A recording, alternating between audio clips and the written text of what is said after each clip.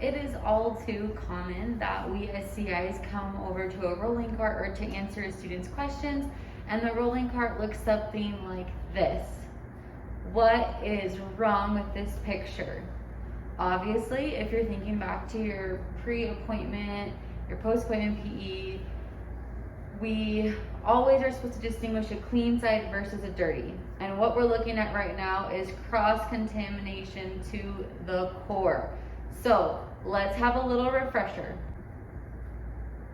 We barrier the rolling cart, one side designated as dirty, one as clean. We always designate the clean side as the side with the drawers here. So to make it easy, you put a piece of tape on the dirty side so that when you're gloved up, you're able to touch that part of the rolling cart and move it where you need to. Then I have barriered my red and my blue pens. You'll also have a set of, those are my erasables, and then you'll have your set of permanent blue or red pens as well. There really isn't a need for you to have clean pens lying on your cart because those can stow away safely inside of your pocket. Inside of your pocket, not on the outside of your pockets, or store them in one of the drawers, okay? Because if you're using clean pens, you don't have gloves on, so you're able to pull that out of your pocket or out of the drawer. The next thing that should be a review to you is that you barrier one side of your treatment record prototype.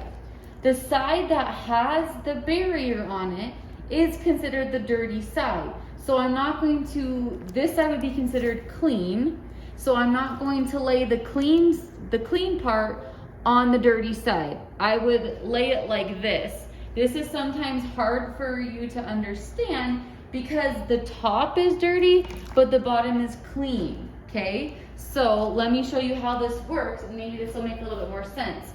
When you have your clean chart and you're charting, remember there's an imaginary line separating dirty from clean. When you have your chart sitting there, you are going to want the clean side on top of your chart. So if I was going to use my barrier and be writing in my patient's chart, I have the clean side to the clean paper. I put this down, I'm gonna grab my erasable pen, and I use this barrier to hold my dirty hands as I write. So my extra oral findings, maybe I had clicking on the right side, TMJ, no pain, okay? You write down, then you can slide, you can continue to write, slide, continue to write, but no part of your dirty hands should be touching the clean patient chart, okay? Now, one thing that we see a lot is students trying to flip pages. So if you need to flip something over, you can grab the whole outside of this, like this, kind of like a sandwich, I guess. Pick it up, turn the whole thing over, because I still am holding all of the clean within the clean, and put it where you need to.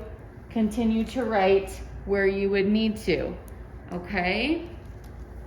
So keep it clear, dirty side, clean side. Now I could lay this like this with the dirty on the dirty, and then when I need to grab it, just kind of pick it up like that, set it down, pick it up like this, set it down, always just kind of leaving a little edge so I can just grab underneath to help me chart again, okay? Your books, your tracking, your core, everything like that does have a place. Well, your core and your tracking should be on your clipboard, but to keep all of your books that you need to reference, you can put them in the top drawer. A lot of you guys may have made the quick guides for things that you use frequently, such as how to chart restorations or how to chart occlusion in something that is laminated and white that you can wipe down. We keep that on the dirty side as well because you are allowed to touch that with your gloves on. Okay, so when we come over, it should be very clear what side is dirty, what side is clean. If we have cross-contamination, that is an ethical infraction. So let's just keep it clean out there.